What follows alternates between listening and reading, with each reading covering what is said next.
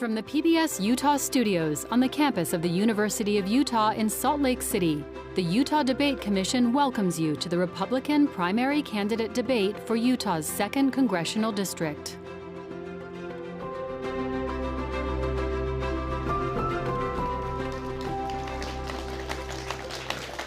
Welcome, I'm Glen Mills, moderator for this exchange. And on behalf of the Utah Debate Commission, I want to thank you for joining us. Today, we will hear from 2 candidates running for the Utah Republican Party's nomination in Utah's 2nd Congressional District.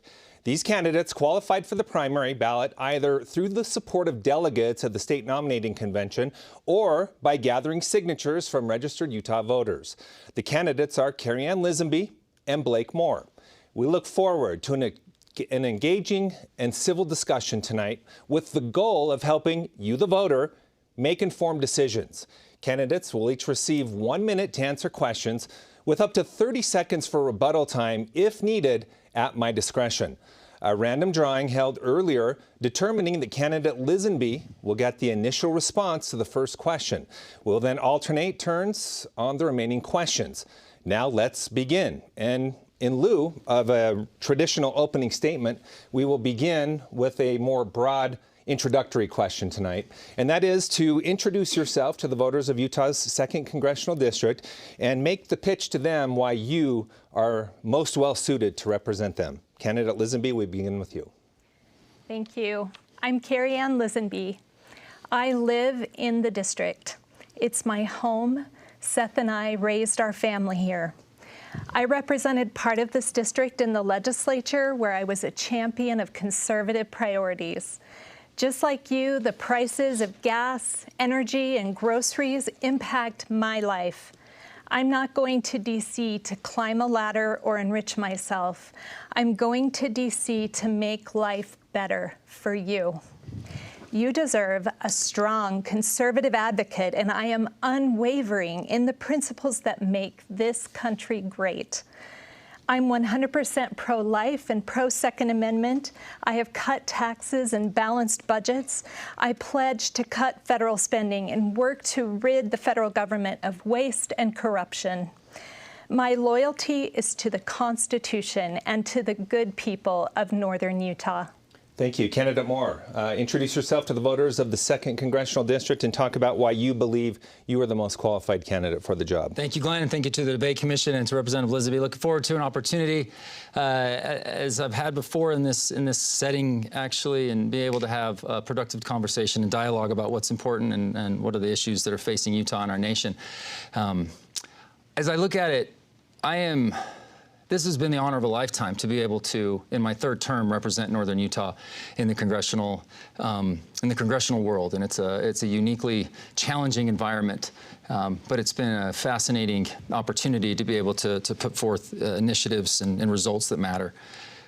When I first ran, it's very, very seldom that you get to actually be able to say, promises made, promises kept. But it was very, very important that we didn't only extend the Trump tax cuts, we made them permanent. And I worked heavily to be able to get on the right committee to be able to go and do that, to be able to find deficit reductions this year and support Hill Air Force Base. Those things have been an incredibly awesome opportunity in which we've had an enormous amount of success. And I look forward to being able to share more context on that. Thank you. We will delve into a lot of big issues that are surrounding this race, but we're going to start with one that seemingly out of nowhere has become a huge focus, and that would be large data centers, blowing up really over the proposal of the Stratos data center in the very district the 2 of you are vying to represent. Those who support it say it can bring economic opportunity, while those who oppose it question the strain it will have on precious resources here in our state. So we are going to tackle this on 3 different levels, starting with security. And the first response goes to you, Candidate Moore. Do you agree or disagree that we need more data centers to assist with national security? Expound upon that, and then also talk about what you believe Utah's role in that is. Absolutely. I appreciate the way you frame that, because in actuality, both are right. Both competing issues are right. They are very important, and we have incredibly important and natural resources that cannot be disrupted, and then particularly at the front of it will be the debate about the Great Salt Lake. I assume that'll be one of the 3 things that we talk about. But we cannot lose this race to China, because we will do it more responsibly, we will do it with better efficacy, and we will be able to maintain our supreme position in the world stage by embracing and doing it ethically with regards to everything on this AI sort of arms race, if you will. And so I revert back to my statement that I made a few weeks ago. Box Elder County has been absolutely on the world stage on big events. We joined the Continental Railroad. We've put men and women into space from Box Elder County. And this is an opportunity that if we do this right, we can actually continue to be a world leader. Thank you. Candidate Lisonbee, let's talk security. Do you believe that data centers play a key role in assisting national security, and what role should Utah play in that? Thank you. So Utah is playing a role. Utah has many data centers, and as the legislature has been grappling with this, we passed a bill this year, HB 507, to ensure that these large load data centers, that we are not giving out of control tax incentives to billionaires while we're taxing mechanics on Main Street. So we have to be mindful of those impacts on everyday voters in Utah. And I think based on the signaling from House and Senate leadership and from the governor over the last few days signaling a reduction in the size of the data center, we are seeing that there is listening happening. I was the first Republican elected official to say publicly that we needed more transparency around this, more public hearings, and a better process. So I look forward to continuing to talk about this important issue. Okay, let's dig now into public support. A recent poll from both the Hinckley Institute and the Deseret News finding that nearly 70% of Utahns think the costs outweigh the benefit of a major data center like this one. What is your response to this level of concern from voters? Candidate Lisonbee, we start with you. Thank you. So from the very beginning, I posted my concerns on social media, like I said, and I have had a huge response from people texting, calling, wanting to talk more about this. Look, process matters. And when the public is seeing a rushed process and there's many unanswered questions about the impacts on environment and water, and there's no impact studies, there's been no input from the public, that is when elected officials run into problems. And so I've been very proactive at voicing my concerns, and was proactive when it was signaled by our state auditor that our code was being abused in ways by these development tools that were being utilized out in the communities. And so that's why we worked really hard to push and then pass HB 507 in the House and Senate this year. Candidate Moore, your response to the public support and 70% of Utahns saying the risks outweigh the benefits here. Absolutely. So there was obviously a dearth of information going out to the public. I'm, in my role, I'm not a decision maker on MIDA or anything like that, but people were not brought on the stage. I was with the Box Elder County Commissioners when we were at an energy roundtable that we were doing, and they were just getting wind of it, and it was something that is very important for them to be able to have an opportunity to weigh in, because they're going to be the best to be able to communicate with their constituents, and the Box Elder County residents didn't get brought in. I'm glad that that is happening now. It's very important, right? And so I think that people have heard that, but it needs to have been a better process from years before to make sure that this stuff gets out there to the public and they have a chance to weigh in on it. And I'm all about having a positive outlook on things. And so this is a good opportunity to be able to say, hey, there's problems within this process, and the public has had a chance to weigh in. They've weighed in heavily, and I think that there's a response to that now. All right, the third level here, and you alluded to this already, but we'll give you some more opportunity to talk in greater detail. Let's talk incentives when it comes to large data centers. Do you support state and federal government incentives and subsidies to help support these data centers coming to our state here in Utah? Candidate Moore, you will begin this. Right, part of our tax reform that we actually had to fix something that took place in 2017. Very supportive of the tax reform, the pro-growth tax reform that took place, but we had to fix something in last year's One Big Beautiful Bill with respect to research and development expensing. We need to be able to have companies have investment opportunity, but they cannot be just corporate giveaways, right? And they need to be broad-based, and they need to not just particular set up for one industry or company for success. So incentives, We need pro-growth tax policy that exists. You can go through the entire list of the working families tax cuts to be able to identify lots of ways that we've done that. A data center like this, if the public and the local officials decide to move forward with something like this, like they can't be just micro-focused on this type of work. It has to be something that multiple different companies can take advantage of. Candidate Lisonbee, incentives. Do you support state and federal government incentives and subsidies for the creation of large data centers in our state? Thank you. So as a member of Syracuse City Council and as a member of the state legislature for 10 years, I voted for incentives and I voted against incentives. I've tried to be very strategic.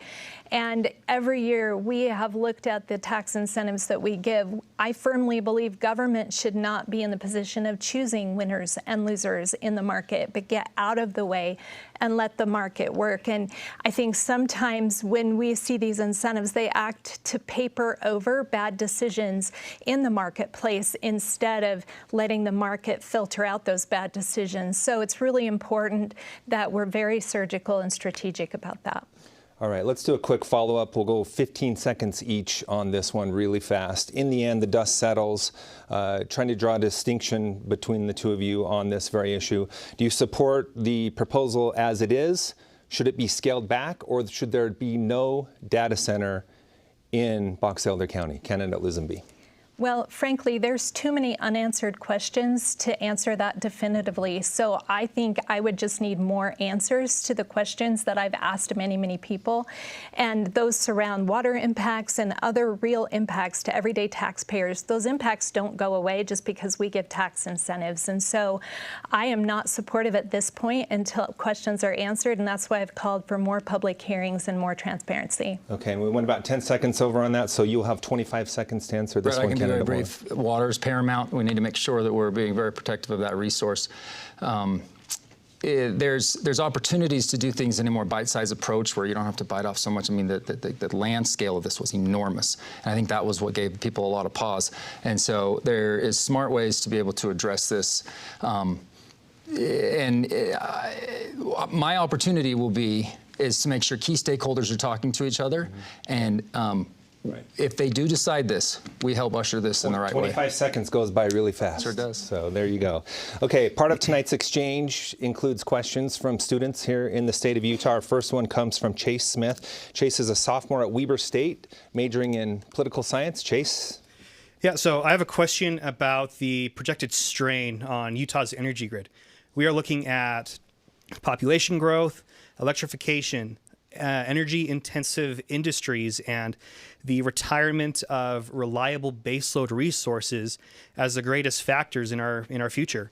So my question is, what is your plan to ensure that Utah leads the country in energy innovation?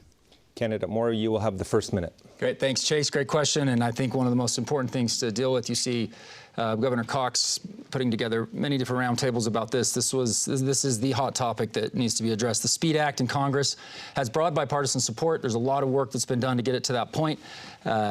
Making sure, Bruce Westerman is the chairman of the Natural Resources Committee, and he's been very good about ushering this to a point where it can actually pass, because people are so frustrated with just seeing, constant gridlock on an issue that we actually all can wrap our heads around and agree with. So there's particular legislation that will be directly related to this, and we want to make sure that gets ushered through. There's a lot of good work. Again, it's called the SPEED Act, and there's the type of work that we did in the Ways and Means Committee with respect to nuclear energy. I mean, that's one of the best ways to bring on new baseload power and other opportunities to ensure that they have that capability to grow fast. So. Thank you.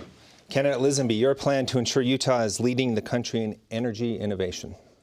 So, frankly, Utah already is leading the country in energy innovation. And as I've traveled around the United States, meeting with legislators from other states, they are copying what Utah's doing. In fact, I even met with a delegation from Germany who was asking us, how are you doing this in Utah? We've taken an all of the above approach. And so we have already led out. We've already submitted for permitting. What we need from the federal government is streamlining the permitting process. That is so so important to be able to bring the power sources that we have ready to go online and providing power to the grid in reliable, dispatchable ways. Thank you.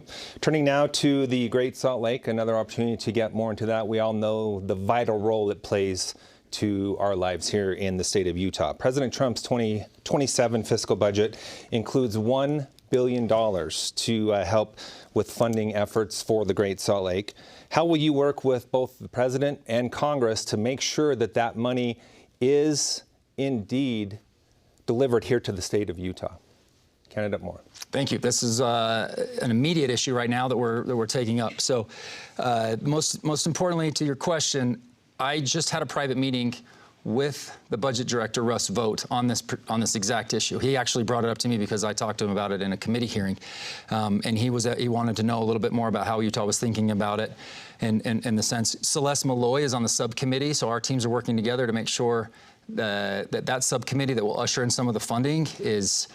It's clearly articulated, it talks about how the impact will be, and it makes sure Utah has the opportunity to use it the best way possible. So we just had a summit about this last week, and I'll just reiterate what I talked about there. In my first term, I was in the minority as a freshman, and was able to still pass legislation regarding the Great Salt Lake. It's called the Saline Lakes Ecosystems Act.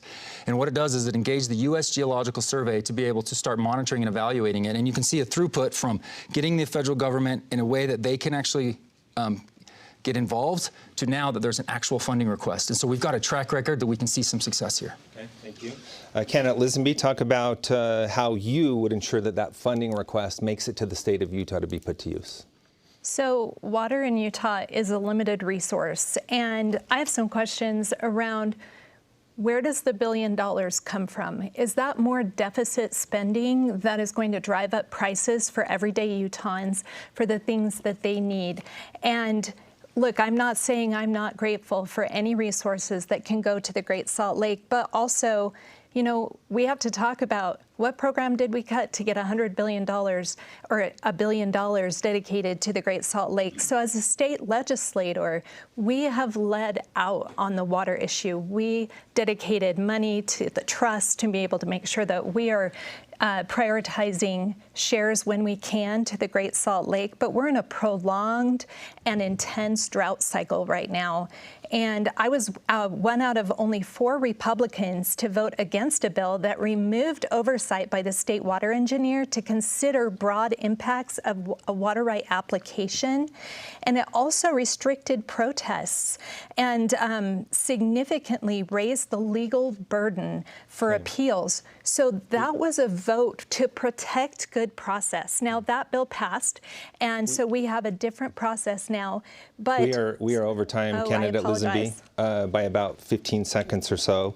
I'm going to move to the next question, though, and you may be able to get some more when it comes to the Great Salt Lake out of that, because we're sticking to that subject at this time. Former House Speaker Brad Wilson, he used to talk about the Great Salt Lake in the way that it was one of his constituents, because so much of it landed within the district that he represented. You could say the same thing about the 2nd District here in the state of Utah. So let's get specific into policies that you think are most crucial when it comes to saving the lake. Candidate Lisonbee, we begin with you. So it's going to take collaboration at the local, state, and federal level to really solve our water issues here in the state. We've done all that we can on conservation publicly. There's ag conservation happening, and with the prolonged drought cycle, we are looking at serious restrictions on water over the coming water cycle, and we have the governor calling for a fast. So specifically, what we need to do is, I am proud to have the support of 42 of my colleagues in the legislature and many local leaders across the district, and we will work hand in hand as a federal partner to ensure that we are getting water into our district, but also we have to make sure that with the Colorado River Compact negotiations that we are getting that prioritized for Utah as well. Candidate Moore, name off some specific policies that you think are most crucial to saving the lake? I'm glad you mentioned former Speaker Brad Wilson. This was a legacy item for him. He was able to communicate it in a way that was so urgent but thoughtful. Tim Hawks as well in the state legislature.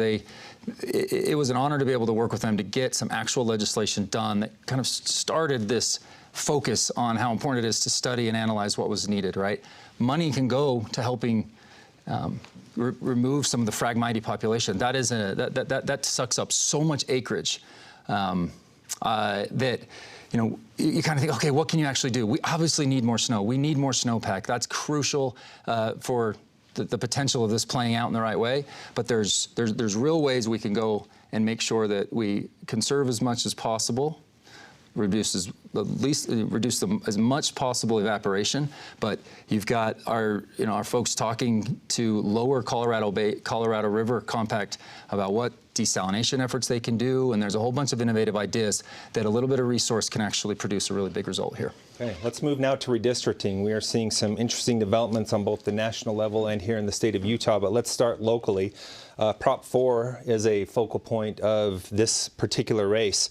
Talk about your earlier thoughts on Prop 4, and do you stand by those today? Candidate Moore, we begin Absolutely with you. right. No, I love being able to address this head on because there was a lot of discussion about this. The things that are very important to remember, to clarify, Glenn, is I believe I come from a very credible voice on this, and have been very clear that I do not agree with the judge's decision. If she ultimately deemed that the legislature didn't adhere to statutes or whatever, she should have given that back to the state legislature over and over again, because the constitutional authority to draw the maps is owned by the state legislature. And I'm looking forward to an opportunity, if it happens this time or not, the constitutional amendment that actually ensures that the state legislature has that ultimately, that supreme control over it. But I mean, you're seeing what's going on in our nation right now. And the funny thing is it's kind of irony, if I would have been involved in this same initiative saying the same exact thing, but I was in like California or Illinois or New York, folks would have called me a conservative hero. So this is just an issue that kind of cuts both ways. Can't sit there and celebrate what happened in Virginia, not say that there's also stuff that red states can do. Republicans can win on candidates and policy. We don't need to manipulate too much to do it. Candidate Lisonbee, this is something I've heard you refer to in your campaign. Talk about your thoughts on Prop 4, both early on and today. Well, I didn't support Prop 4 at the beginning, and look, gerrymandering is bad whether Democrats or Republicans do it. But Utah's Constitution does give the legislature, an elected and accountable body, the authority to draw maps. And Blake co-sponsored Prop 4 that enacted an unelected and unaccountable commission in code, and he knew at that time in 2018 that it would result in a lawsuit. He talked about that in 2018, and he's tried to claim just weeks ago that his is the principled stance. I truly can't tell whether he's naive or gaslighting the public truly to suggest that because Blake gifted a blue seat to the Democrats or a congressional seat to the Democrats in Utah, that Gavin Newsom will now magically decide to give a seat to the Republicans in California, or pick your blue state. Okay. It's just not good policy. We're out of time on that one, and I am going to award 30 seconds of rebuttal time on that. Right. When my involvement was this, I had no idea how anything was going to play out. But what's important to remember, back in 2018, most of the states in the U.S. actually were moving to some type of redistricting reform. Like there was this kind of movement that was taking place, that was happening. And that was in red states, blue states, purple states. But that's what we have to decide going forward, right? From 2030 and on, like how are states going to address this? Is this going to be, like we said, is this going to be sort of a race to the bottom, or are we going to rise above this? And I don't know how that plays out, but I've maintained my very specific positions on the state legislature having the authority. Thank you. Let's stick with redistricting, because there's a really important issue to get to on the national stage as well. We have seen over a dozen states redistrict this past year, breaking from the norm of only redistricting on the 10-year census. Additionally, we expect to see more follow suit in the coming years.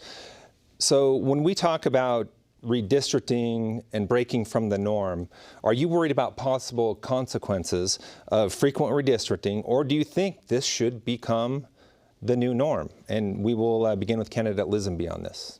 No, I think redistricting should happen on the normal schedule and that it should be a deliberative process. In Utah, the legislature, we have public hearings, we have open meetings, anybody can come, and I believe that the last round of redistricting that we engaged in as a legislature, that we produced some very fair and good maps. And just the fact that my opponents, like we had in 2018, you predicted that this would go to the courts, and the courts very clearly chose to give a blue seat to a Democrat in Utah. And I think what we're seeing is, we may very well lose the majority over this nationally. And that is so important. We have to stick to the principles of the Constitution. Sure, this was a national movement. It was out-of-state money that came into Utah that tried to fund and pass and was successful a very liberal idea. Candidate Moore, your thoughts on redistricting and what we're seeing on the national level. Do you think this should become the new norm, or should we stick to the norm? I even said this right after Texas had gone through a mid-cycle redistricting effort, and I think this should be on an every 10-year cycle. I think it should be every 10 years, red, blue, purple states, whatever that there is. And I've been very clear about that, but I've been, willing to talk about that. What's missing from this conversation is I saw what Texas was going to do. Yes, I knew then California and Virginia were going to try to do it, and that would greatly hurt our chances to be able to win the majority. If Virginia's scheme had been able to go through a few weeks ago, we would have lost 4 Republicans, right? And so we need to be able to do this on a 10-year basis, and I hope that norm can get reestablished back from 2030 on. All right, we're going to move to the national debt. It's a figure that most people can't even comprehend when they hear it. And we recently hit an astounding benchmark here in our country with our national debt of $31 trillion, surpassing the size of our economy for the first time since World War II. As a member of Congress, what specific actions would you take to work on that debt and get it down for future generations? Candidate Moore. There are 2 things we can do to substantively address this major issue. I'm leading one of them with Americans for Prosperity approaching our office, seeing the committees that I'm on and my focus on this particular issue. It's called the Comprehensive Congressional Budget Act. Glenn, we vote on 22% of our entire budget. Our entire expenditure, the topples over $7 trillion. We only vote on 22% of it. The vast majority of it is mandatory spending. The Comprehensive Congressional Budget Act will force Congress to be able to vote on the entirety of the expenditure every year. Now, it's going to be tough, but I welcome those tough opportunities, because if you don't vote on it, you can't reform the program. The reform that needs to take place on these massive programs that exist need to take place on a more consistent basis, not from when Reagan and O'Neill did it back in the 80s. We need to be able to do that on a consistent basis. The other is the Fiscal Commission Act, and I'm a member of the Budget Committee, and we ushered this through. This is actually a bipartisan bill, strongly supported on the Republican side. If we can do one or those 2 things, we can actually create a stimulus to make Congress act on this. Candidate Lisonbee, talk about actions you would take to decrease the national debt. Thank you. So currently, just to set the stage, we are now adding $1 trillion to our federal deficit every 100 days. It used to be decades. Now it's 100 days. When does it become weeks? This is unsustainable. And even Scott Bessent said, we cannot grow the economy out of this. We have to cut. So what programs shouldn't we cut? The federal government makes hundreds of billions in improper payments annually. And this is all under the leadership of our current congressman. So whether it's daycare fraud in Minnesota or Medicaid fraud in California, waste, fraud, and abuse at all levels of government must stop. The American people deserve better. We can rein in the debt by returning the government to its proper size and scope. Congress controls the purse strings, but they don't have a very firm grasp, and they need to start pulling.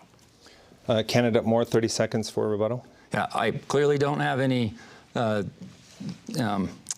responsibility for what took place in Minneapolis, but here's what we just had done in my task force. I'm on the healthcare task force. We had Kim Brandt come in from CMS and be able to articulate to us what they're doing. There's over 1,500 hospice companies in Los Angeles County. 400 licenses just got expired, or they just canceled 400 licenses. Only 12 reached out about it. There's an enormous amount of fraud. We just put together in Ways and Means a bill that will help them be able to root that out and cut that expenditure. So there's a lot that's really good work that's going on the fraud. You don't ever hear about it, but it's really amazing, and it's actually cutting a lot of those types of fraudulent programs. All right. We have now reached the halfway point of this debate featuring the primary election candidates for the Utah Republican Party's nomination for Utah's 2nd Congressional District. If you're just joining us, my name is Glen Mills. I am the moderator for this presentation of the Utah Debate Commission. We're coming to you from the PBS Utah studios on the campus of the University of Utah in Salt Lake City. Now let's get back to the questions. We're going to turn now to shutdown. It's something we have seen over the last decade, where we have seen the longest government shutdowns in our nation's history. This is not only impacting the thousands of federal employees who live within the boundaries of Utah's 2nd Congressional District, but also the restaurants and stores and other businesses that rely on them to spend money. Should the federal government do more to support local businesses impacted by government shutdowns? And if so, what programs would you support? Candidate Lisonbee, you go first. Okay. Well, thank you. No, I don't think the federal government belongs in our local economies. What I think the federal government should do is its job. It would depend on the circumstances whether I would vote for a shutdown or not, but all of the go-along to get-along compromising and backroom dealing have resulted in $39 trillion in debt in America, and it's unsustainable. It's time for leaders to stand up and say, no more. And I might add, if the government is shut down, members of Congress shouldn't receive a paycheck. Okay. Candidate Moore, your thoughts on whether or not the government should do more to support local businesses who also suffer from a government shutdown? Could not agree more. It's actually one of the most ridiculous things I've seen. You have to go and submit a letter requesting your pay to be withheld during that shutdown. I did it, and I was like just amazed that the people that are most responsible for the shutdowns, things just go on as normal. So that has to end. It's not just thousands. We have the top 5% in northern Utah, top 5% of federal workforce. So this does dramatically impact us. Our constituent service team out of Ogden worked like crazy, particularly during the October and November shutdown. But that was all based off of Obamacare subsidies, and we had to stand our ground. We actually, as Republicans, stood together, led by Speaker Johnson and our leadership team, to be able to say, look, we're not going to do $0 premiums anymore. They've enacted an enormous amount of fraud that takes place within the healthcare system and a waste of taxpayer dollars that are just directly subsidized. We had to stand firm on that. It was horrible, though. And the Democrats was the most disingenuous thing I've seen in my time, to be able to shut the government down based on some principle that had nothing to do with the actual bill that we were negotiating. The appropriations bills, we get them into a good spot. We actually cut funding from year over year on those appropriations bills, and all of a sudden we're stuck in this debate with the Democrats. It was ridiculous. All right. You went over on that one, so Candidate Lisonbee, I'm going to give you a little more. We're going to stay on this topic. I'm going to give you a little more time to answer the next question. When I was a political reporter here in the market at the time what was the longest shutdown in U.S. history, one of the workers from the IRS in Ogden had a phone call with Senator Mike Lee. I was actually able to be in the room and listen to that and report on it. I would like each of you to take a minute and put yourself in the position as the Congress representative of this district, and what you would say to that IRS worker who is not receiving a paycheck and is struggling and making very difficult decisions on a daily basis. Candidate Moore, we'll start with you. Yeah, we had many of those conversations just last fall. And then Department of Homeland Security folks, I would go through the airport line and I would commiserate with them. There was food drives that we were helping, communicate out. This community is amazing, though, right? All that type of stuff that goes on. Hill Air Force Base was a big focus point. They show up every day and they don't get a paycheck. So we work in a way that helps them understand, why it's going on. It's so frustrating to them to see. And why is this even happening? It has nothing to do with their individual workload, but it's happening to them. So we communicate why that is and what we're doing to try to overcome it. We held town halls during this time frame and a lot of outward communication. My district director, Lisa, did a yeoman's just amazing work to be able to go with the IRS, talk to them about it, predict what this is going to play out, and help them do it. It helped that my team and I were not taking any pay during this time as well, and working to try to get this resolved. But the Democrat demands were so unreasonable in last fall. That's our time. You bet. Sorry about that. Candidate Lisonbee, I'm going to give you an extra 10 to 15 seconds on this one. You're on a phone call with employee of the IRS who's not receiving a paycheck, struggling to make ends meet, having to make difficult decisions. What is your message to that individual? Thank you, Glenn. So over the 10 years I've served in the legislature and on the city council, I've had many such calls where people are impacted by what government does. And I've been able to listen, to respond, and to work with local businesses. I've served as an honorary commander on Hill Air Force Base twice. During a shutdown, I was able to help work with local businesses, connect with local food banks, and really help to connect resources with people as they're trying to navigate these shutdowns. So again, the government needs to get out of the way, and the government needs to do its job. And I think if it was required that Congress didn't get paid unless they passed a budget, then we would see a budget passed really quick. So I am hoping that we have some major reforms in Congress moving forward to have an actual working budget process here in Utah. I was able to help reform our budget process, and now we have zero-based budgeting every 4 years for every appropriation committee on rotation. That's such an important process change, to have to justify the expenditures of government to the people, and that's something that Congress is not doing. Thank you. Time now to turn to our second question from a student here in the state of Utah. Berkeley Sharman is a senior at Weber State, majoring in history. Take it away. Thank you. The Big Beautiful Bill cut Medicaid by an estimated $900 billion and impacted health access to rural areas, including here in Utah. Congress allocated a one-time funding of $50 million to help assist and help that loss of the cut. Do you think this allocation is enough to offset the cut? If so, why? If not, what else should be done? Candidate Lisonbee, you have 1 minute to answer that question. Sure. Look, I am so happy that we have so many Weber State students here asking questions. This is awesome. And I would say we need major entitlement reforms, because as the federal government keeps shifting the burden to the states, our portion that we are paying in Medicaid benefits is burgeoning. And as a state with a limited budgetary outlook, that is concerning. We have seen that portion of our budget grow substantially, and I know that other states are seeing similar impacts from federal action in that space. So either the federal government needs to decide that they're actually going to just block grant money to the states and let the states handle the program, or there's all of the above potential solutions to really get at, we have a safety net, the safety net is being delivered, and we know that government closest to the people actually delivers better than the government farther away. Candidate Moore. Absolutely. Berkeley, thanks for the question. I think it's, again, a very important one. And that's a big number about a potential cut to a program. The reality is, it's what we did to be able to enact that type of number to be recorded, right? The way the budget scoring goes in Congress with this Congressional Budget Office, it's a bit of a convoluted issue, but what we did, I stand firmly behind.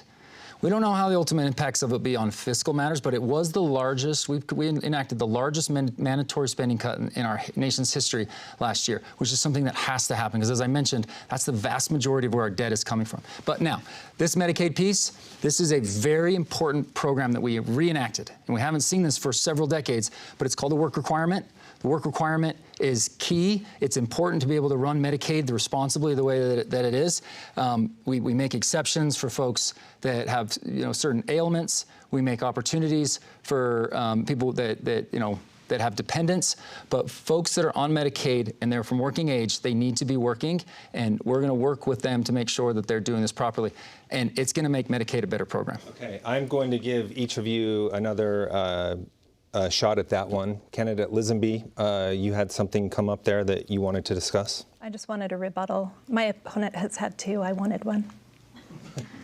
The stage I have is something yours. to say. Thank you.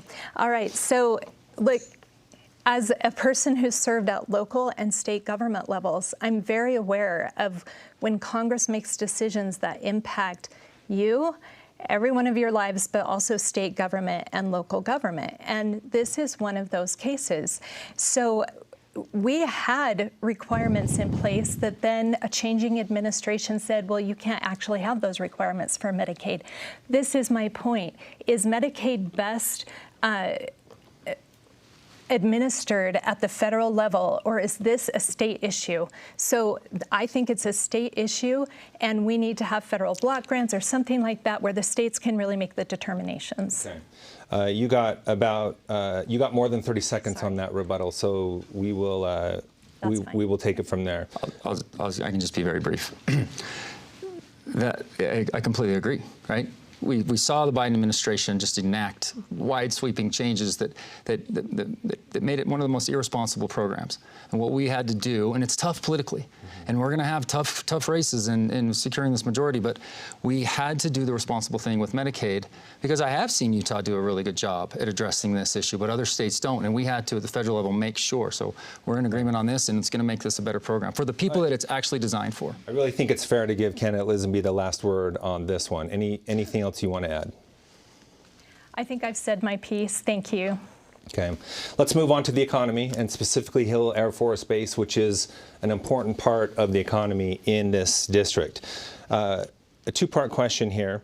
What committee assignments would you pursue, and what's your plan to expand and revitalize Hill's mission? Candidate Moore, we start with you on this. Thank you. I've had a long track record at this. I'm thrilled to be able to share some results on Hill Air Force Base. It is one of the strongest economic engines for northern Utah. Workforce, Davis, Weber, Box Elder counties are, it's the best workforce in the country. That's why Hill Air Force Base is a shining light within the Air Force. The two programs that we have, F-35 and the Sentinel program, are key. We have secured $28 million for the infrastructure. That was a couple years ago. It was a record investment.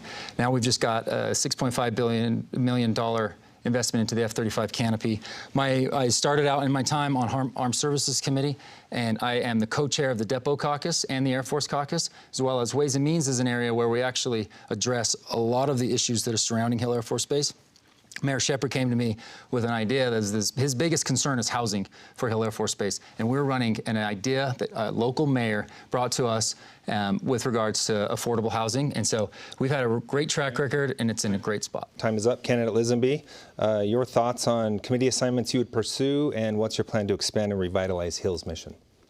So Hill Air Force Base is 20% of Utah's economy when you include the surrounding aerospace industry, and is even more concentrated for northern Utah. It's a vastly important economic driver for northern Utah.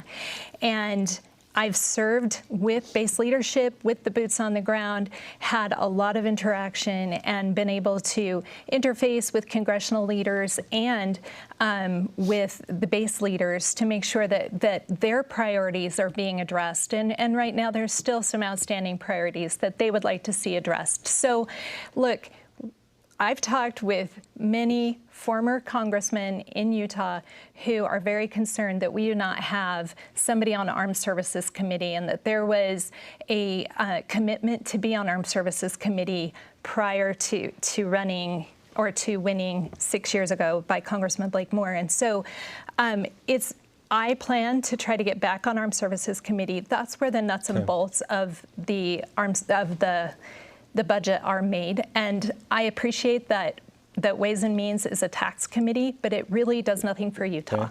Okay. So when you mention the candidate specifically by name, I have to, by the rules of the debate, give him a rebuttal.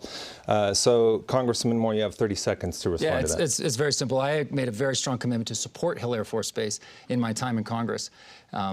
And I've actually brought record funding in even after being off the committee. When I left, when I was from the Armed Services Committee to the Ways and Means Committee, I brought along all the local leaders that are most concerned about Hill Air Force Base, and they all thought it was a great idea. I'm a member of leadership, the first time in Utah's history. There's a sphere of influence that I can be able to go and make sure the base is protected. Orrin Hatch was able to do this too, and he you know the committees that he served on. The key part is. Real quick.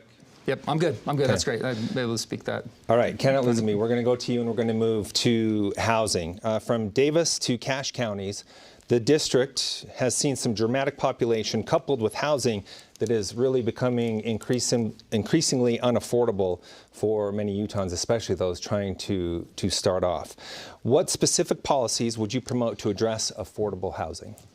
Thank you. So like many of you, I want my children and grandchildren to be able to live and work close to me, and I have two that live out of state with their families. So I feel it personally. It's no coincidence that the cost of housing these past 5 years surged at the same time that Utah experienced a huge surge in in-migration, and that demand was compounded by out-of-control federal spending, fueling increased prices with inflationary pressures.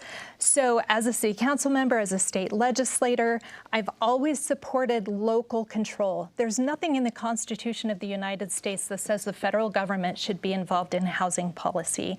And I believe the greatest way to solve the most of our problems is to get the federal government out of the way. Candidate Moore, your thoughts on specific policies that would promote to address affordable housing in our state? Absolutely. The vast majority, the impact on this is all done at local zoning laws, making sure infrastructure networks are overlaid. We can help support some infrastructure projects that are here locally. But something very unique just happened a few weeks ago in our last session. We were able to pass a bill with over 400 votes, which means it's incredibly bipartisan. The Senate was doing something parallel at their time. The House doesn't always win these battles with the Senate, but this one we did. We dug our heels in, and we knew that we had a specific scope that we could get involved with. It's called the 21st Century to Roads. This is an area that the federal government can get involved because it deals with permitting, it deals with streamlining HUD, and it deals with some banking regulation that will allow more capital to be able to give to lower-income Americans that they can go and start their homes. So there's a lot of really unique pieces that just got, but like to a Congress that gets blamed of being very gridlock and not getting anything done, this was a significantly positive achievement. The Trump administration is very supportive of it, and we should be able to get this done soon. Thank you. Social media and our artificial intelligence becoming huge parts of our lives, specifically on the latter. We currently have a patchwork approach for states regulating social media, but we've seen a call on the federal level to start to address and regulate AI. Do these different sectors require these different approaches, or should it be states leading out on both? Candidate Moore, we begin with you. Well, the inverse was starting to happen a little while ago, and we needed to make sure that states had a voice. And the administration and a lot of congressional leaders were like, hey, we need to give more authority to the federal government to do this. And there was a bit of an uprising to make sure that states, and Utah did a great job communicating with us. I just forgot the gentleman's name. I apologize. He came to us, he had a whole group of people. Paul Cutler was a part of this group, and they wanted to make sure what they were doing, what they were working on. There's been a lot of great work that's been going on here. We are layering in to make sure that children aren't harmed in this. So AI chatbots and children's toys, making sure there's the proper disclosures, if anything, if there is any type of mimicking an actual personal relationship, that the companies are held accountable to make sure that that type of stuff just doesn't happen. Those things go through the FTC, and it's very important. But what I've seen is to make sure that the states still have an ability to do something, even if a heavy-handed federal tries to come in and do it. Representative Lisonbee, your thoughts on the state versus federal when we're taking on social media and our artificial intelligence? Thank you. So in the last decade, we have seen the devastating effects of social media on our youth. And tech companies have known exactly what they are doing, putting profit over young people. So Utah has truly led the way in holding these companies accountable. And we've been copied by many other states now. I voted personally to restrict harmful advertising to minors, regulate addictive algorithms, and restore parental rights. Other states are following suit, but the federal government has failed to act. COPPA hasn't been updated in 25 years, and protective bills have stalled in the House. I will fight for our youth just as I did in the legislature, in Congress. I will fight for our youth and for parental rights. Let's talk foreign policy. When we hear President Trump talk about the war in Iran, his main argument is, first and foremost, we must keep a nuclear weapon out of the hands of Iran. Do you support the actions that President Trump has taken? And talk to us more about why you have that position. Candidate Lisonbee, we start with you. Thank you. I'm incredibly grateful for our armed forces, and I hate sending them into war. But we must also put America first. I appreciate a president who is decisive, strategic, and goes into conflict with a clear plan and exit strategy. By destabilizing Iran's power, the U.S. has strengthened its position globally in the energy market and against China. I hope to see swift resolution to the conflict in Iran and relief for Americans at the pump. The U.S. must continue to lead on the world stage, but we also need to be more strategic and surgical in how we advance American interests abroad. Candidate Moore? Yeah, Operation Midnight Hammer was a huge success. The Maduro operation, we have Medal of Honor recipients from this particular operation. It was done to perfection. Iran is an entirely different beast, as we all know, but we have to come to a resolution on this. The energy prices that are going up are really hamstringing American families on a daily basis. We worked to get a group of like 60 plus people out of Dubai. One of the things that I'll remember most in my time, one of the most impactful things is getting Utahns home from this issue. We weren't prepared for some of their drone capabilities. That's been minor on the larger stage. Our military has done an exceptional job. I was very supportive of making sure that we went into a ceasefire, and that was the right decision. And I believe we're in a strong position for President Trump to make a final ability to make a deal. I don't know if a deal is going to solve all the problems, but we can continue to monitor, and we do have supremacy over them and good intelligence. We need to keep moving forward on this. And we're starting to approach the end of our debate here. So we're going to go into a rapid fire session. Please try to keep your answers to 10 to 15 seconds. The first question would be, do you support term limits for members of Congress? And how long would you serve if elected? And we begin with candidate Moore. All right, I've signed a pledge to do term limits. It has to be across the entire self-term limits would only hurt Utah, but I support term limits. As far as the number goes, I don't really have a specific. What's great about Republicans, we actually term limit ourselves out of leadership, so we do this a little bit naturally. We got to go to candidate Lisonbee on that. Thank you. So I signed the term limits pledge when I served in the legislature. I term limited myself at 10 years, and I signed the term limit pledge for Congress.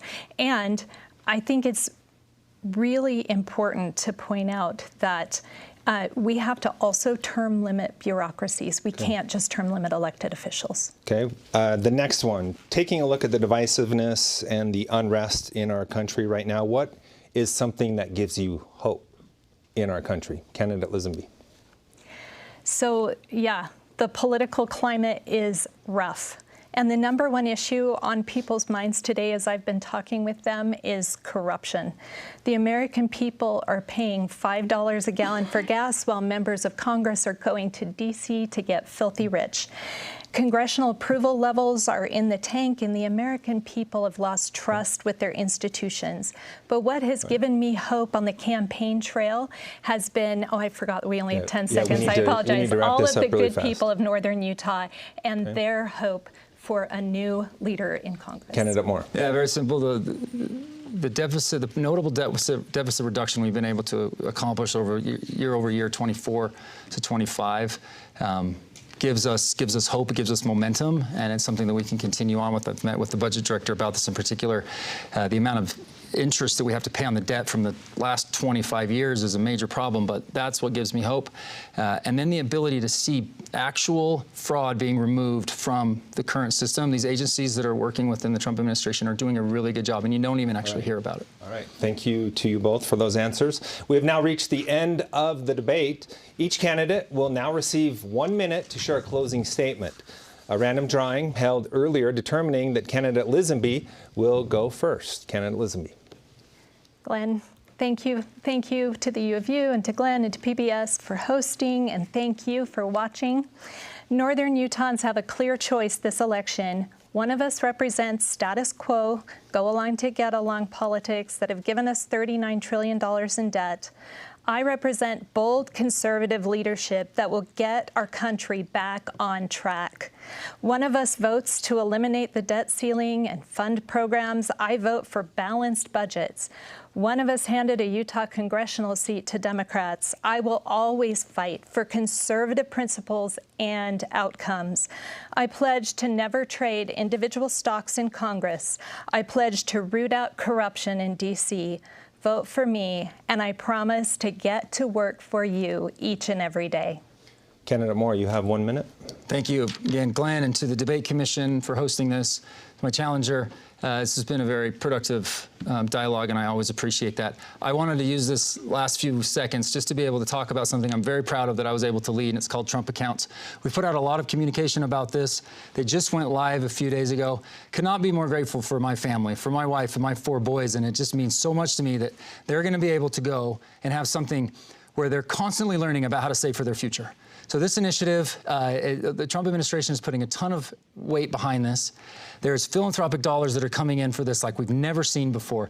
And I got to be the House lead on this. It's one of the things that I'm most proud of, to be able to show children are going to be able to fundamentally change how they think and understand, even if it's just a little bit when they're young, but they're going to be able to see this grow over time. We have really big concerns with our retirement systems and the potential failing of those systems in the coming decade. This is a way to be able to hedge. Go make sure to sign up your kids and your grandkids for Trump Accounts by July 4th. On that note, we are out of time. Thank you to the candidates for participating, and thank you to our audience for engaging with us online, on TV, and on radio. Remember, Election Day is Tuesday, June 23rd, and ballots begin arriving in mailboxes this week, starting Tuesday, June 2nd. Contact your county clerk if you have any questions about making your vote count this election cycle. We appreciate PBS Utah and the University of Utah for hosting us, and also want to acknowledge the members of the Utah Debate Commission Advisory Board, representing media organizations and colleges and universities all throughout the great state of Utah. I am Glen Mills. It has been my honor to be the moderator for tonight's discussion. Thank you so much for joining us, and we will see you next time.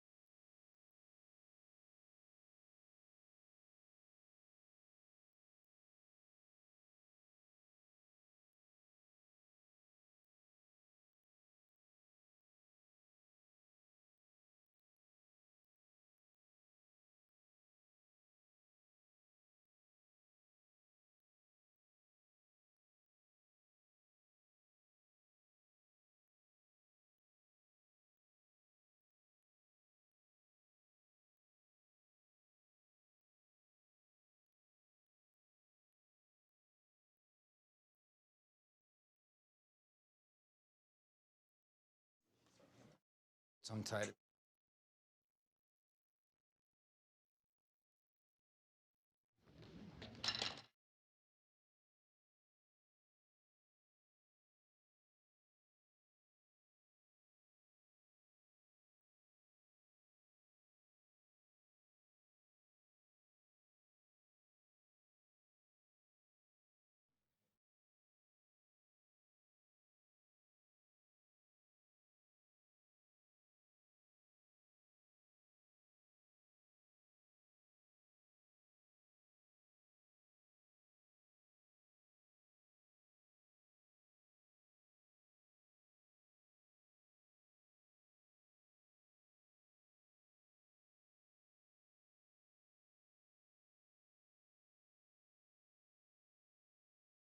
Should be off.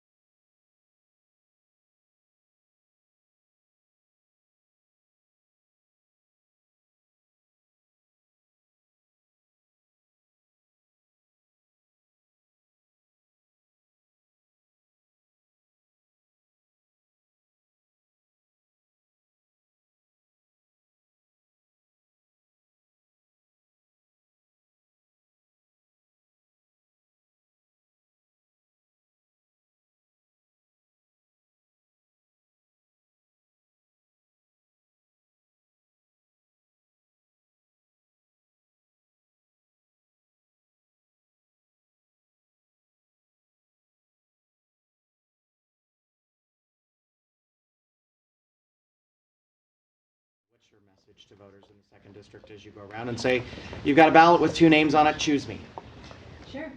Thank you for the question. So as I've been knocking doors and talking with people all over the 5 counties of northern Utah, I have shared just the same message. I am not a go-along to get along candidate. I will go to DC and I will fight for you. And I've heard a resounding response from the residents there. They are very concerned about the gridlock, the corruption, the inaction in Congress. They want to see somebody that will go in, that will anchor, that will represent the values that northern Utahns hold dear. I wanted to ask about something you said in the debate about the $1 billion that President Trump has pledged for the Great Salt Lake, that you raised concerns about where it was being spent, just, you know, like if this was leading to more of the deficit. Does this mean you do not support the $1 billion for the Great Salt Lake? So I want to truly understand what we're going to do with the $1 billion with a finite resource, right? And there are things we can do, certainly. There's a lot of desalination that is already, we are 100% reuse in a lot of places. We've sent a delegation to learn about Israel's efforts with desalination, and we are looking at implementing that in southern Utah as well.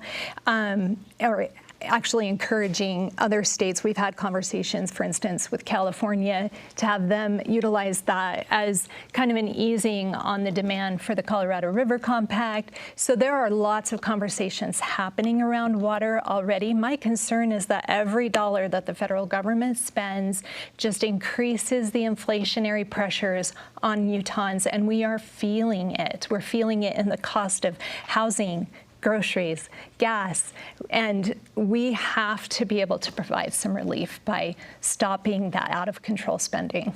Do you believe political violence is an issue on the right and the left? And if you do, what do you plan on doing about it? So I believe that any political violence is wrong. And I have certainly led in my career as a legislator and as a city council person who's received multiple death threats for legislation that I've passed, and actual people have been arrested and detained because of the legitimate descriptions of violence that they would do to me because of just political speech, right? Like, I've been an example of saying, no, like, we need to turn the temperature down. We need to listen to each other, and we need to be open to having conversations across the aisle. And I've been an example of that in the legislature. You can talk with my colleagues across the aisle, and I've helped many of them with their legislation and making it so that it's a conservative policy that can pass, a deep red state. And so it's just important to have those conversations, to listen to each other, and to know that violence is never an answer. On the point of federal spending and you wanting to rein that in, I'd like to ask about a couple of pieces of a couple of expenditures being asked for by President Donald Trump's administration that have made headlines in recent weeks, and your position on those. One is the anti-weaponization fund set up by President Trump's Justice Department that would seek to reimburse individuals who were at the Capitol on January 6th and claimed they were unfairly investigated or prosecuted. And another is the ballroom that is being built onto the White House that the Trump administration the budget for that has continued to grow. Thank you. So I have some opinions on that anti-weaponization fund, and here's the thing. It's enjoined in the courts right now, and the courts are going to decide, right? That is not something that's currently moving forward, and there's certainly a lot of questions about, you know, can a candidate negotiate a payout that then, you know, is funneled to other individuals who have no relation to the claim at all before the government. And so there are issues and concerns, and the courts will decide. As far as the ballroom, look, what the president does with the budget, that's between him and Congress. If I were in Congress, I would have encouraged not renovating. You acknowledge that you have voted both for and against tax breaks on data centers. Can you kind of explain? Across the board. Across the board. Yeah, I've voted for tax incentives and against tax incentives, depending on the context. Okay, so if it's fair to sort of take a different approach for each policy, what do you make of Blake Moore's answer on the Prop 4 situation? Is it not okay for him to, you know, have supported this in 2018 but feel differently about the outcome in 2026? Well, I think that feeling differently about the outcome is one thing, but when he's repeatedly doubled down in front of the media and on his social media, defending his stance and even suggesting that it was a principled stance and that he expects blue states to then do their fair share and give seats to Republicans, which we know is never going to happen, and hence my question about, is it naivete or is it just gaslighting the public? Which one is it? Because there's been a lot of doubling down on that issue. And so, you know, I get that he's trying to walk back his comment or his co-sponsorship of Prop 4 by saying that he feels that the judge should have actually turned it back over to the legislature. But when it ended up in the courts and that process was time limited and that judge waited until the very end of that deadline to then issue a decision and put the legislature, the lieutenant governor in a difficult spot. I mean, those were all repercussions that when you turn something like that over to the courts, you have to anticipate. Would you be hitting him on Prop 4 if Republicans had ended up with a seat in CD1? I think yes, absolutely. I mean, like I said, I didn't vote for Prop 4 when it was on the ballot in 2018. I don't support it. I differentiate between initiatives and referendums. Referendums have been around in America since before we were a country. There were ordinances for the 13 colonies, in some of the 13 colonies and some of the municipalities where they had the people's veto. But initiatives are the brainchild of progressives in the early 1900s, late 1800s. They came to Utah, they came to a few states. Less than half the states in America have an initiative process, and it's very problematic. When you look at the implications for, say, a legislature, are we supposed to, with this judicial decision, have two different websites, one for code that's passed by initiative and one for code that's passed by the legislature? And how does that play out? And how do the people then look to that? If there's a change to be made, an amendment to an initiative, do we just wait for every 2 years and put it on the ballot at a price tag of $2 million to go back to the citizens to ask for a change? For instance, when Prop 4 passed, it was patently, facially unconstitutional.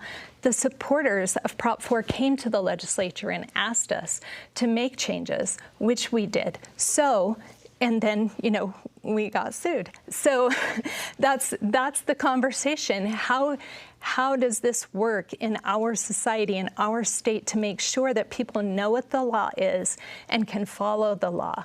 So that's just a concern I have with the process of initiatives generally. I 100% support referendum process. It's very important for the people to have the right to veto what their elected officials do. Your opponent is a Utahn in Republican leadership at Washington. So how would unseating him benefit, you know, Northern Utah voters? Well, you know, leadership isn't just a title. It's how you show up for the people that you serve. And I can say as a member of House leadership in Utah for 4 years and not a member before and after, that I can show up for my constituents in the same way because I've built trusted relationships with those that I work with, and I can get things done for them, and I can do the same thing in Congress. What do you make of the, sorry, Hugo, did you have a follow-up? Yeah, just a quick follow-up. Yeah. What specifically about his performance, though, do you find insufficient up in Congress?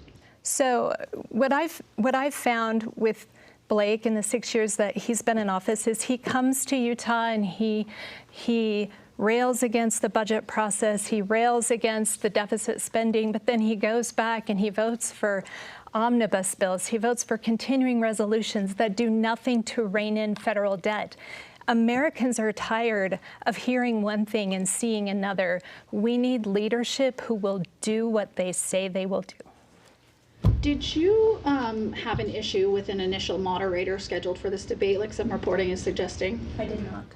You didn't complain or anything? I did not. No? Okay. Thank you for the question. On the issue of data centers, what role do you see Congress having, given that there is some concerns that the American public does have about these things, about the impacts and things? So what do you see Congress doing, and what would your role be, I guess? Well, certainly there's been some action in D.C. to try to just forward the idea that this is a national security issue and have those important conversations. And certainly we do not want to be behind the 8 ball when it comes to national security. But I think this is more of a local issue when you talk about the process, when you talk about the impact studies, when you talk about we have to make sure that we have the water here. And you know what? That large load data center is going to go in somewhere in the United States. I mean, Kevin O'Leary said it was going to go in somewhere in the United States. It may be that Utah is not the best place for a large load data center that's heavily reliant on water, especially in our prolonged drought cycle. We are bringing in, I think, over 20 other smaller data centers across Utah. And so we're not saying no to data centers, but we need to be careful and we need to have public input and a better process across the board. That's all the time. Thank you. Thank you.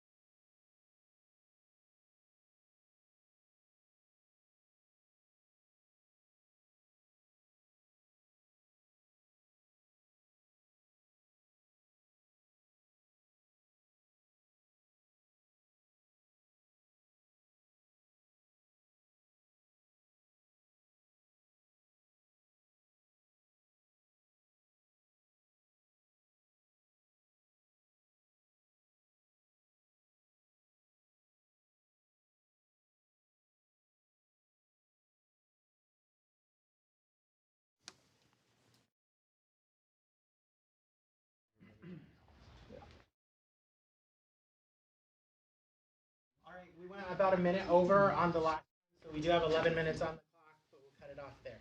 8 works too. Okay. Hey, if anyone wants to leave early, just stop asking questions. We can end whenever. As you head into the final weeks of the debate, what is your message to voters why they should choose you over your opponent? There's final weeks of the debate or the campaign. I'm just joking with you, Ben. No, my message is we've got clear results and we've got a lot more to accomplish. And I was able to share a lot of those results today. What we've done for Hill Air Force Base, the working families tax cut was one of the most important things we did because we made it permanent.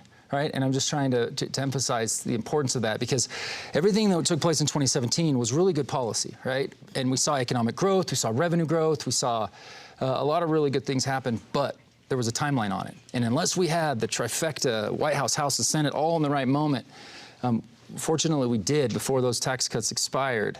But we were able to reenact them, keep more money in Americans' pockets, continue to grow the economy, and that's now permanent. So the change that will go forward from now, it's not just to wait it out and see what happens or who's in charge when the next expiration comes up. It's, this is permanent. There's a lot would have to fall into place to change this, and it's really good, strong pro-growth policy. Given the flashpoint of controversy surrounding data centers, what do you think the role of Congress is in these things, given that Americans do have significant concerns about them, at least what polling shows? Yeah, right. I think majority of it is in the local control. You've seen that, right, what we're dealing with right now, and I think leaders are catching on like, oh, wait, the public is going to provide some input. And they're responding, which is a good thing. But this should have taken place earlier. The federal government, with regards to data centers, so here's the way you look at AI policy in general, right? And I'm going to oversimplify it because I think that's important for not only myself, but the majority of the public. There are 2 aspects to AI. There's the generative computing power that we have to make sure is strong, can outpace China and other adversaries, but then there's the applications that come off of it. And so, like, we've got really good, solid legislation of something I'm really concerned with. I have a son that's special needs on the autism spectrum, and I could see him easily getting duped with a child toy with an AI chatbot in it. And that can manipulate young minds into doing things that are, foolish, but also nefarious and very dangerous. So the applications that come off of AI, this revolution of AI, those are important to get out ahead of and not make mistakes and then ultimately look back and find out, oh man, we should have been able to address this. So that's the difference: the generative computing power and the application off of it. And the application is where a lot of good work can be done at the state and the federal level. Congressman, I know you've spoken publicly about this before, but I asked your opponent about it, so I want to give you the chance to respond here. There's a lot of talk of federal spending today, and so I want to raise a couple of items around federal spending that have made headlines quite a bit recently. One of those is President Trump's Justice Department's anti-weaponization fund, which it said it would put on hold today. And the other is the ballroom that's being built onto the White House. So I hope you can share your thoughts on those pieces of spending and what Congress should be doing as that is being pushed by the White House. Absolutely. The $1.8 billion fund obviously landed like a lead balloon in Congress. And we get a lot of criticism for not, pushing back, but that was clear. Members of Congress made it very clear to the administration that that was not an acceptable policy. And I'm thrilled to have seen the administration make that decision today to pull back on that. It's the right decision. Senators were dealing with a bill, not necessarily related to that fund, but even though it wasn't related, sometimes it's like, hey, well, it's not related to this. We still got to get this done. But they were saying, look, we're really frustrated at this, and we're going to hold on this until we get that. That was a great, something that we can show. And look, the administration was receptive towards it, and they should be lauded and recognized for being able to take some give and take. With regards to the ballroom, the vast majority of this money needs to be privately raised. The president is committed to that. If there's safety concerns and it's going to be a part of the White House complex, we need to make sure the Secret Service has what they need. But the numbers that I'm hearing are tough. Those will be very difficult to accomplish. And so hopefully we can scale that back and do that in a more reasonable way and see where that goes. Again, I'm not in the day-to-day. No members of Congress are in the day-to-day on how that ballroom is going. It's an executive action.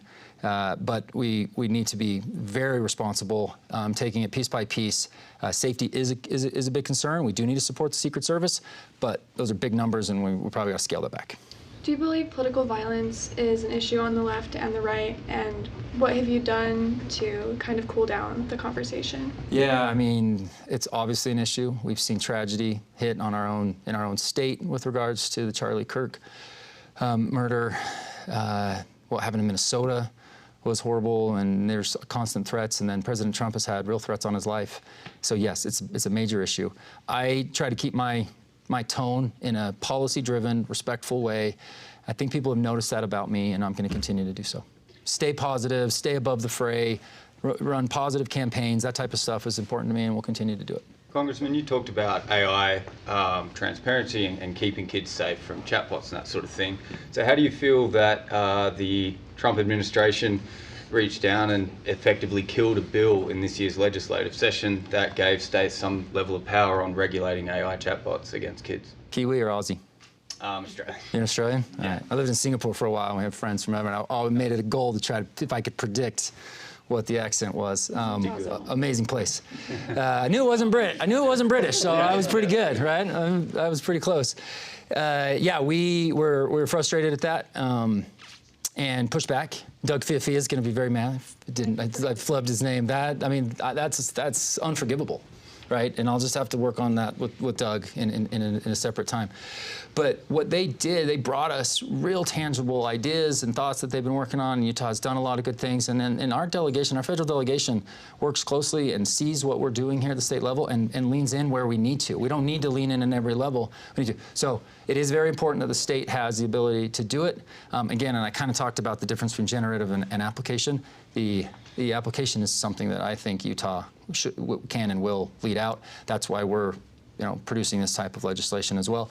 And it's different, but it's kind of the same thing. These prediction market stuff, this is going to get out of hand, right? We already saw, and I'm glad that there's been prosecution, or at least legal, the alleged soldier that profited off of the Maduro capture. I'm glad to see the judicial process, hold some folks responsible that way, but our legislation was going to add teeth to this, and it's kind of in the same vein in making sure that AI doesn't get out of hand as well. Can I just clarify one thing really quickly? When you said it was unforgivable just before, were you talking about forgetting Fia's name, or forgetting his name? The bill getting killed. No, forgetting Doug's name. Right on the stage.